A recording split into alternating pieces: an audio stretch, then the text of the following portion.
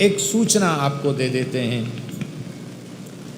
कल सोमवती अमावस्या है, श्रावण मास की अमावस्या है, सोमवार है और एक बहुत महान पर्व है। उस पर्व का नाम है संक्रांति महापर्व। कर्क की संक्रांति है। 12 संक्रांतियां होती ना, 12 संक्रांति, तो उनमें एक मकर संक्रांति होती है जिसमें सूर्य उत्तरायण होते हैं, और कल से सूर्य दक्षिणायन होंगे। ये कर्क की संक्रांति है। तो जैसे मकर संक्रांति का विशेष महात्म्य है, वैसे ही कर्क संक्रांति का। ये तो भगवान की बड़ी दया कि इस समय आ गई, नहीं तो इस समय और पीछे आषाढ़ में ही प्रायः कर्क की संक्रांति आ जाती है। इस बार श्रावण में आई है। हम प्रायः जब खाक चौक से कलकत्ता जाते थे गुरु पूर्णिमा के अवसर पर, तो हम कर्क संक्रांति का स्नान प्रायः प्रतिवर्ष गंगा सागर में ही करते थे। पहले पंचांग में देख लेते कर्क संक्रांति कब है, उस दिन कहीं यात्रा न बना के सीधे गंगा सागर जाते, वहीं स्नान करते, कपिल भगवान का दर्शन करते। तो कल 2 महापर्व हैं। एक तो सोमवती अमावस्या है, फिर कल संक्रांति महापर्व है, और हरियाली अमावस्या है। यमुना जी का विशेष पर्व अमावस्या का होता है, और संक्रांति होने से तो महापर्व हो गया, और सोमवती होने से और अधिक उसकी महिमा बढ़ गई। और यद्यपि लोगों को बहुत कष्ट हो रहा है यमुना जी के थोड़ा विराट स्वरूप के दर्शन से, जो लोग यमुना जी के जल में जिनके घर डूब गए हैं उनको तो कष्ट है ही है। हम उनके कष्ट में सहानुभूति भी रखते हैं।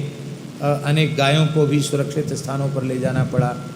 हमारे यहाँ भी संत जहाँ भजन करने वाले रह रहे थे उनको भी अभी अन्यत्र ले जाया गया। जो विशेष जिनको शांति से राम राम ज़्यादा करना है उनको पुरानी गौशाला में संत रहते हैं, वहाँ भजन करें। लता पता है, कुछ गैया हैं, अब उनको भी अलग किया गया है।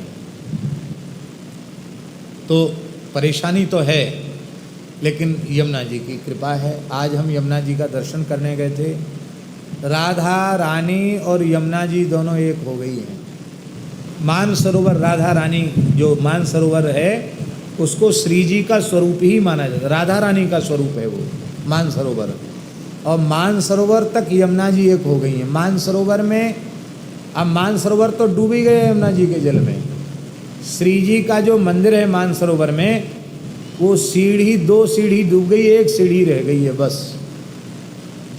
हम गए थे कि आज हम जाएंगे वहाँ लोगों ने कहा महाराज इतने से भी गहरा पानी है, गाड़ी तो जा ही नहीं सकती है, खतरा है। हमारा उत्साह तो फिर भी हो रहा था, लेकिन लोगों ने कहा नहीं हो गया, यहीं से दंडोत कर लो। चलो भैया, तो वापस आ गए, लेकिन दर्शन करे आए। जब श्री यमुना जी कृपा करती हैं और वृंदावन में प्रवेश करती हैं, और जब ज्ञान गुदड़ी में यमुना जी आ जाती हैं, तो ऐसा हमने पूज्य गुरुजनों से सुना है कि उस समय धरती के संपूर्ण तीर्थ ज्ञान गुदरी में यमुना स्नान करने आते हैं। सारी धरती के तीर्थ स्नान करने आते हैं। तो अभी इस समय भगवान की कृपा से ज्ञान गुदरी, जहाँ उद्धव जी ने गोपियों की चरण रजवी उद्धव गोपी संवाद हुआ, वहाँ यमुना जी आ गई हैं। तो जिनका भाव बने, श्रद्धा बने, वो कल ज्ञान गुदरी में स्नान करें, अथवा जहाँ कहीं उनकी सुविधा हो वहाँ यमुना जी में स्नान कर लें। ज्ञान गुदरी में यमुना जी आ गई तो बहुत बड़े सौभाग्य की बात है, महापर्व है। दास तो करे गई, हमको तो करना ही है स्नान, चाहे कोई कितनों मने करो, पर हम किसी की मानने वाले हैं नहीं, हम तो करेंगे। लेकिन हम इसलिए बता रहे हैं आपको कि आप लोग भी इस सौभाग्य से वंचित न हो जाएं।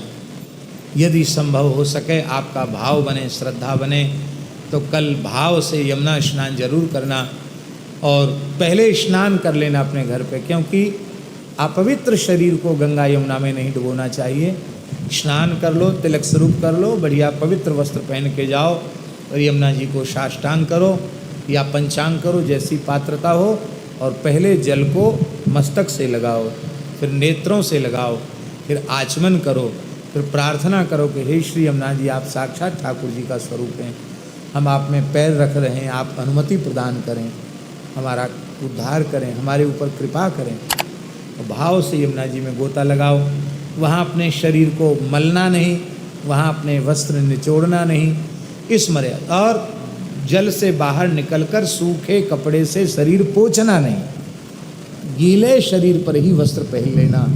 इस मर्यादा से यमुना स्नान करोगे तो आपको यमुना जी की विशेष कृपा प्राप्त होगी। तो कल के महापर्व की बात हमने आपको बता दी है।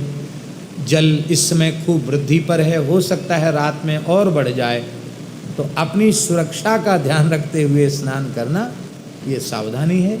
इन्हीं शब्दों के साथ भगवान के चरणों में प्रणाम। माई मेरे श्याम